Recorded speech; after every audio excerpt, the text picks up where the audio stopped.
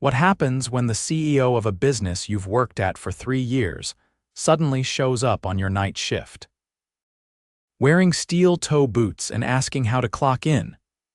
Trevor Field stood in silence outside the back entrance of Store 11, a warehouse-style discount retailer he had bought 6 years ago when it was on the edge of shutting down. Since then, he'd grown the chain to 11 stores across 2 states. Profitable, yes. But lately, something had been bothering him: too many conflicting reports about the night shifts at this location. 1 month ago, customer reviews started dropping. Then a long-time employee quit with no warning. The store manager, Nate, brushed it off, said the night crew was handling things fine, and blamed the lower productivity on kids not wanting to work hard. Trevor didn't like vague answers. He also didn't like that this was the only store without a single internal promotion in over a year. So he made a decision. He'd go undercover. Corporate had never sent him to work shifts before. Few outside of the top office even knew what he looked like. He'd kept it that way on purpose. The disguise helped: buzzed hair, a fake name badge reading Tom, eyeglasses, a warehouse-issued hoodie, and a slight limp he exaggerated to throw people off. He signed up as a trainee through a temp agency he privately owned. No one would question it. The night shift supervisor, a tall guy with a sharp voice named Connor, met him at the door. "You the new guy?" Connor asked, not looking up from his clipboard. "Yeah, Tom, temp agency sent me," Connor sighed. "They always send us someone when we're short." "Let's get this over with." The store had a consistent staff shortage on evenings. Trevor had already dug into that. Most of the crew were under 25, juggling second jobs or school. The schedule was brutal: 9 p.m. to 5 a.m., non-stop restocking and sorting, and only one supervisor. Connor walked fast, never turning back to check if Trevor was following. "You're here to stock. Don't talk to customers, don't mess with the register, and don't ask stupid questions." Trevor followed, saying nothing. The first hour was quiet. A girl named Melissa showed him how to scan barcodes and pull inventory out of the pallets. She was quick, polite, and surprisingly patient. "You been here long?" Trevor asked casually. 2 years, Melissa said, pulling a box cutter from her belt. "Started part-time, tried to go full-time, but management likes keeping hours low." Connor walked by then, barking at another worker who dropped a box of canned soup. "Riley, you drop one more thing and I swear." The kid flinched. Couldn't have been more than 19. Trevor's stomach turned. Midnight passed. Then 1. Trevor worked in silence, pushing a cart full of paper towels down aisle 9. That's when he heard it. A soft sound: breathing. From behind the stockroom shelves, he froze, pulled his cart to the side, stepped closer. And there, wedged between 2 pallets of pet food and unsorted delivery boxes, was a young man, curled up on a flattened cardboard box, asleep. His arms wrapped around a backpack, face slack from exhaustion. Trevor crouched down. A name badge stuck out from under the guy's hoodie. "Darren." Trevor didn't move for a long moment, just watched. The kid wasn't slacking off. His face was pale, lips slightly cracked. This wasn't a nap. This was someone who hadn't slept properly in days. Footsteps. Connor stormed into the stockroom. "Tom. Where the hell are you?" Trevor stood up quickly and stepped into view before Connor could reach Darren. Connor narrowed his eyes. "You're not supposed to be back here. What are you doing?" "Thought I saw a spill," Trevor said flatly. "Didn't want anyone slipping." Connor grunted. "Don't touch anything in the back room again. You're just here to stock, not wander." Trevor nodded and walked away, but his mind was racing.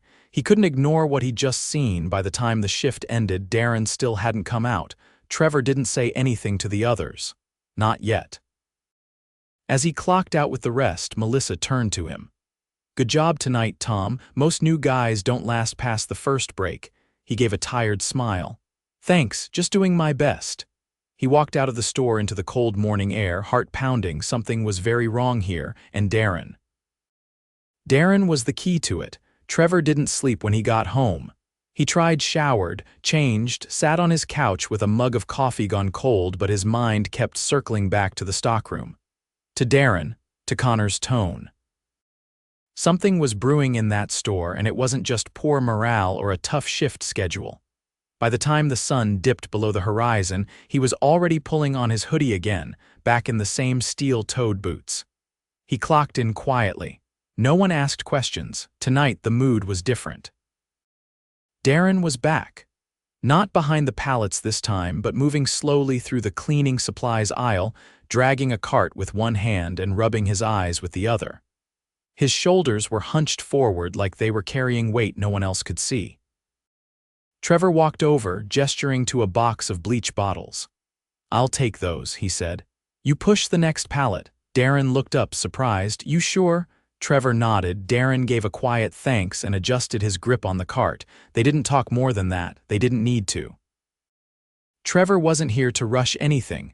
At the far end of the aisle, Connor stood with one foot resting on a low shelf, thumbs tapping his phone. He noticed them, then walked off without a word. 2 hours in, Trevor was pulling shrink wrap off a stack of dish soap when Melissa passed by holding a clipboard. "You're on plastics now?" she asked. "Connor switched me." She lowered her voice. "He does that. Whenever someone starts getting too fast in one section, he moves them. Says it keeps us well-rounded." Trevor raised an eyebrow. "You think it's something else?" She hesitated. "I think he doesn't like people looking better than him." That tracked, but Trevor didn't comment. He just nodded and continued working. Near the break room, Riley, the kid who dropped the soup cans the night before, stood punching numbers into the vending machine. His fingers were shaking. Trevor saw him glance over his shoulder twice in 10 seconds. "You all right?" he asked, walking up beside him. Riley startled, then forced a nod. "Yeah, just tired. You get a break yet?" 15 minutes 2 hours ago. "That's it." Riley looked away. "Connor says if we're caught sitting longer than 15, it gets written up. He watches the cameras." Trevor studied him. Thin arms, sunken eyes, face too young to carry that much stress. "You in school?" Had to drop this semester, couldn't keep up." Trevor didn't press. He just stepped back and let the silence settle. Later, while unloading a shipment of bulk detergent, Trevor saw something that made him pause. Connor was standing near the front registers, talking to a woman in a red jacket. She was pointing at her receipt and shaking her head. Connor had his arms crossed. "I'm not refunding something you opened," he said flatly. "That's not how this works." The woman's voice was calm but firm. "It was expired when I opened it. I just want a replacement, not even a refund." "Take it up with corporate," Connor snapped. "Or don't shop here," she blinked. "Excuse me, you heard me." Trevor stepped forward, abandoning his cart. "Ma'am," he said, gesturing toward the side. "I can help you over here." Connor turned. "Back to work, Tom." Trevor didn't move. "She has a receipt. Let her speak."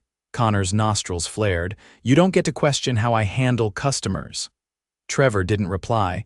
He just walked the woman a few feet away and offered a soft apology. "It's fine," she said quietly. "Honestly, I just feel bad for the kids working here. I've seen that man yell at them 3 nights in a row." Trevor's jaw tightened. "Thank you, I'll take care of it."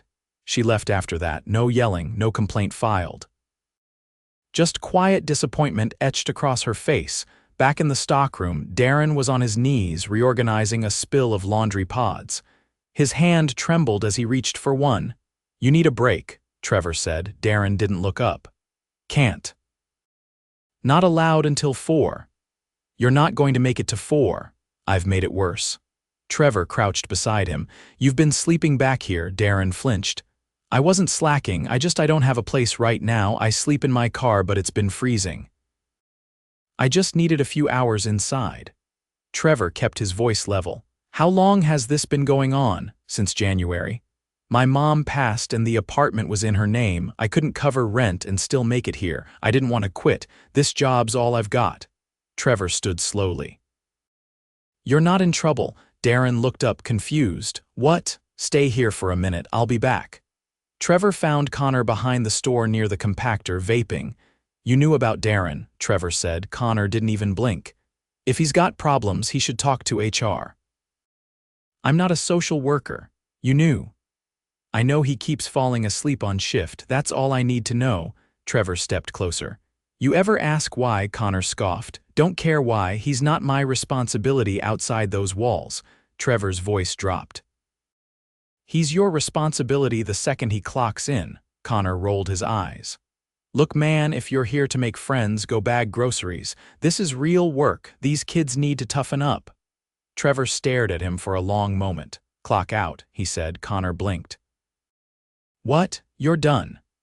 You don't have the authority. Trevor pulled the lanyard from beneath his hoodie, let the ID badge flip forward. The color drained from Connor's face. Trevor Fields, owner, and I've seen enough. Connor opened his mouth, closed it, then stormed off toward the front. Trevor didn't watch him go. He turned and walked back inside. At 4, the remaining team gathered near the break room. Riley, Melissa, Darren, and 2 others Trevor hadn't spoken to yet. They looked confused when he called them over. I'm not a temp, he said. My name's Trevor. I own this chain. Silence. Riley's mouth opened. Wait, like the CEO, Trevor nodded. I went undercover because I didn't trust what I was being told about this location, he continued. Turns out I was right not to. Melissa looked at Darren, then back at Trevor. Is Connor gone? He won't be coming back. No one cheered. No one smiled. They were too stunned, too tired. Trevor looked at each of them in turn. You've been holding this place together without support. That changes tonight. He turned to Darren. You're not working tomorrow. You're meeting with someone from corporate. We're going to get you housing assistance and paid leave for the next 2 weeks. After that, we'll talk about where you want to go from here. Darren's lip quivered. He looked down and nodded fast. Riley stepped forward. Can I say something? Go ahead. I've worked here for 9 months. I've never seen anyone in charge talk to us like we mattered. You showing up. It felt like we were finally being seen. Trevor nodded once. That's not going to be temporary. He pulled out his phone and tapped in a note. Starting next week, this store gets a second night supervisor. All breaks will be tracked accurately, and anyone forced to skip them will report directly to regional. I'll be back. Random nights, no warning. Melissa exhaled sharply, like she'd been holding her breath for weeks. As they dispersed, Trevor stood alone by the back dock, watching the sun rise over the parking lot. He hadn't realized how far removed he'd become. How easy it was to miss suffering when it was hidden behind pallets and time cards. He wouldn't forget again. Trevor returned to store 11 2 nights later, not in disguise, not undercover. He walked through the employee entrance shortly after 8, unannounced but not unnoticed. Heads turned, conversations paused. The same overnight crew from earlier in the week stood by the time clock, waiting to punch in. No one said anything until Melissa stepped forward, her expression unreadable. You're actually back. I said I would be, Trevor replied, keeping his tone even. And I meant it. She gave a slow nod but didn't smile. No one did. They weren't suspicious, just cautious. Trevor understood. Words meant very little here. This place had operated too long on broken promises and ignored complaints. Trust wouldn't return in a single shift. He looked around. The break room lights flickered. 2 of the vending machines were still out of order. The ancient microwave sat tilted on a stack of cardboard, its door held closed with duct tape. Trevor turned to the group. Come with me. He led them to the front of the store, up near the registers, where the new night supervisor, a woman named Angela Torres, waited. She had 15 years of warehouse logistics experience, a reputation for low tolerance on policy violations, and a track record of improving morale without sacrificing productivity. She nodded as Trevor approached. This is Angela. She's starting tonight. She doesn't know everything yet, but she's here to lead, not control. If something's wrong, you bring it to her. If she doesn't listen, you bring it to me. Angela scanned the crew, her posture relaxed but alert. I'm not here to babysit. I'm also not here to bark orders. I'll be observing tonight. You'll see changes coming. I don't believe in rushing in blind. Melissa's eyes lingered on Angela a second longer than the others. Then she turned and walked back toward the aisles without a word. The others followed. Trevor stayed behind, watching them go. Angela leaned toward him. They're guarded. They've earned the right to be. I'll handle it. Trevor didn't respond. He just walked back to the break room and started pulling off the duct tape from the microwave. By midnight, the shift was in full swing. Melissa was reorganizing the pet aisle with Darren. Riley was in the loading dock, unloading a late delivery with Angela shadowing him. Trevor moved from section to section, not interfering but watching carefully. At aisle 6, he found a new face. Late 20s, long braid tucked under a ball cap, moving with mechanical precision. Her name badge read Kayla. Trevor watched her stack boxes of canned beans without pause, checking the shelf layout between each load. "You're new," he said, "started last week." "How's it going?" she shrugged. "Quiet, I like that," he nodded. "You working other jobs too?" "Too. Catering and janitorial. This one's the only one with predictable hours." "Predictable doesn't mean fair." "I've had worse." "Doesn't mean this should be bad." Kayla looked at him for the first time. "You're the owner, right?" He nodded. She hesitated. "Then you should know Connor promised me 40 hours. I've only gotten 28. Trevor's jaw tightened. "Did he document that promise?" "No. Did anyone else hear it?" Melissa was nearby. "I'll ask her." Kayla picked up another crate. "I'm not asking for special treatment. I just want what I was told." "You will." Trevor walked away, already making a note. He reached the back room just as Angela was reviewing intake logs with Riley. The kid was sweating, his shirt damp at the collar. Angela had a clipboard in her hand, but no pen, just listening. "I've been trying to get the logs right, but Connor kept changing the order on me," Riley said. "Every week the rules shifted." Angela nodded. "Show me where the old logs are stored." Riley led her to a small filing cabinet wedged behind the mop sink. Half the folders were torn. Ink stains blurred half the dates.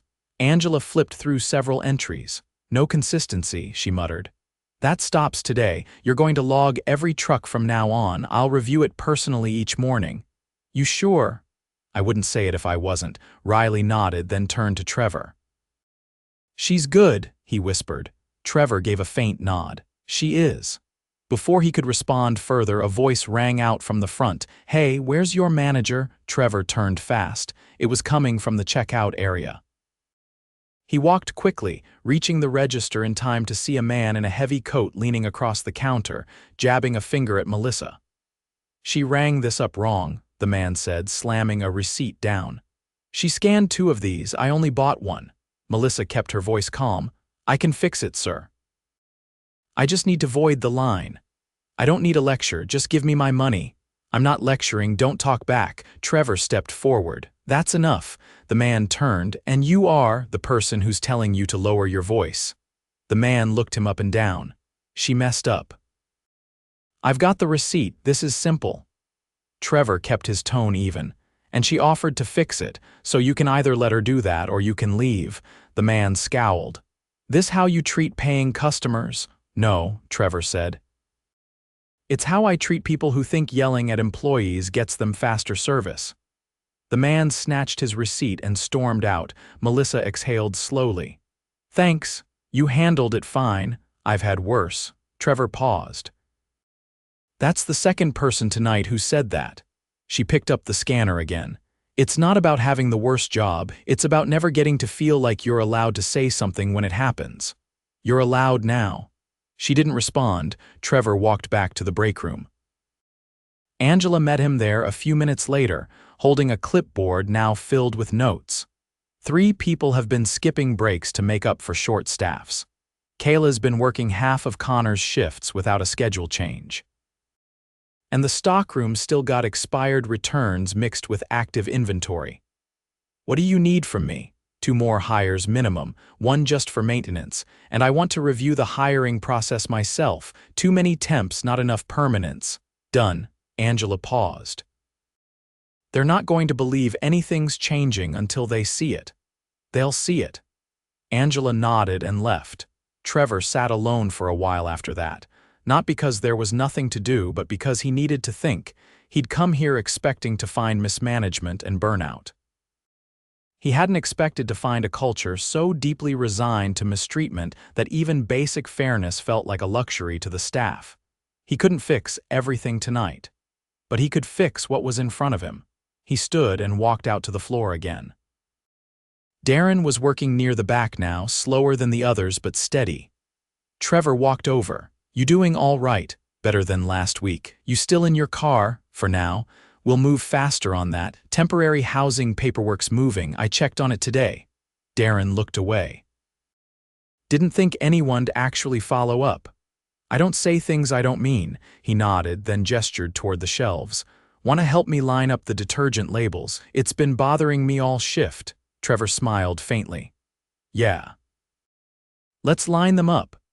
For the next 15 minutes they worked quietly, adjusting bottles, setting caps straight, finding stray tags, small, steady movements. Nothing flashy, nothing grand, just the simple act of putting things in order, one row at a time. The next 3 weeks were measured, not dramatic. No sweeping speeches, no overnight transformations. Just early mornings, late nights, and a calendar full of meetings Trevor kept himself, even when his assistant tried to reroute them. He visited Store 11 every third shift, never announcing when. Sometimes he walked the aisles with a clipboard. Other times, he stood near the loading dock and watched how the team moved when no one thought they were being evaluated. He didn't need theatrics. He needed consistency. Angela had taken full control of the floor by then. Her pace was calm but firm, and she didn't waste words. When the new hire, a wiry kid named Illy, forgot to label a shipment properly, she didn't raise her voice. She pointed once, had him redo the entire skid, then walked away. He didn't make the mistake again. In the back office, the scheduling board had changed. Color-coded by role. Breaks outlined in bold. 2 new part-time employees had been brought on, both from the local college's work-study program. That gave them flexibility without overcommitting payroll. Angela had made the recommendation. Trevor trusted her judgment. But the real shift, the one that mattered, was harder to measure. It showed in the way Melissa started staying a few minutes after her shift ended, offering to help Angela finish reports. In how Darren started brushing his hair back again, instead of keeping his hood up. In Riley's posture, less hunched, more present. Like he was no longer trying to fold himself into invisibility. Late one night, Trevor found Darren sitting on a step ladder in the receiving room, sipping from a water bottle. He was off the clock but hadn't left yet. "Got a ride tonight?" Trevor asked, leaning on the door frame. "Yeah," Kayla offered. "Said it's on her way." "You sleeping any better?" Darren nodded. "It's not perfect, but I'm indoors now. The housing program found me a spot in a shared unit. Clean bed, quiet neighbors. You feel ready to go full-time again?" "I think so, not all at once, but yeah." "I want to." Trevor sat beside him. "You want to stay in stocking?" Darren hesitated. "I don't know, I like it. But I've also been watching Angela, the way she runs things. I didn't think I'd ever want that kind of responsibility, but..." "You think you could do what she does?" He didn't answer right away. Then, "Yeah, eventually, not tomorrow, but if someone trained me." Trevor nodded once. "We'll build a path, you've earned that." A silence settled between them, not uncomfortable, just still. Then Darren said, "I used to think people at the top never saw any of this, that we were disposable." "You weren't wrong," Trevor admitted. "I didn't see it, not until I had to." Darren nodded, not bitterly, just acknowledging. A week later, the district compliance officer conducted a surprise audit at Store 11. Not because Trevor asked, because he wanted to know if the improvements held when no one from corporate was watching. The report came back clean, no skipped breaks, no inventory irregularities. No employee complaints, but Trevor didn't need the report, he saw it for himself. One evening, just after 2 in the morning, he stood near the exit doors, watching the team finish restocking. The energy wasn't cheerful, no one was laughing or chatting idly, but it was focused, stable. No one glanced over their shoulder to check for Connor. No one whispered between shelves. Angela found him near the end of the shift, arms crossed, eyes on the back aisle. "You're quiet tonight," she said, "just watching." "They're steady now." "Still tired, but not brittle." "You see Darren's numbers?" "Up 24% since last month. He's been mentoring Ellie too." Trevor nodded. "You think he's ready for assistant supervisor training in 3 months?" "Yes, sooner if we give him structured coaching." "Let's do it." I'll assign someone from HR to start shaping the curriculum. Angela paused. You planning to repeat this at the other stores? I have to. If it's here, it's probably elsewhere, she nodded. Good, because this one's not unique. I know. She turned to go, but paused.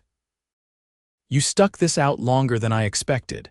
If I hadn't, I never would have earned any of this back. Angela gave a short nod and walked away. By 4, the entire crew was wrapping up. Kayla wiped down the front counter. Riley coiled extension cords. Melissa sorted returns without being asked. No one was rushing to leave. No one lingered out of fear, either. Trevor stood by the time clock as they lined up to punch out. He didn't say much, just nodded where it felt right. Offered a quiet thanks. When Darren reached him, he hesitated. I'm not going to mess this up, he said. I know, Trevor replied. Outside, the sky had started to lighten. Trevor walked toward his car, keys in hand, but stopped halfway. He turned back to look at the building. The flickering exterior light had been replaced. The lot was clean. A few of the carts were still out, but not scattered. It wasn't perfect. It wasn't supposed to be, but it was honest. And it belonged to people who had earned the right to be treated like they mattered. He got in his car and started the engine. He wouldn't forget this place. More importantly, he wouldn't disappear again.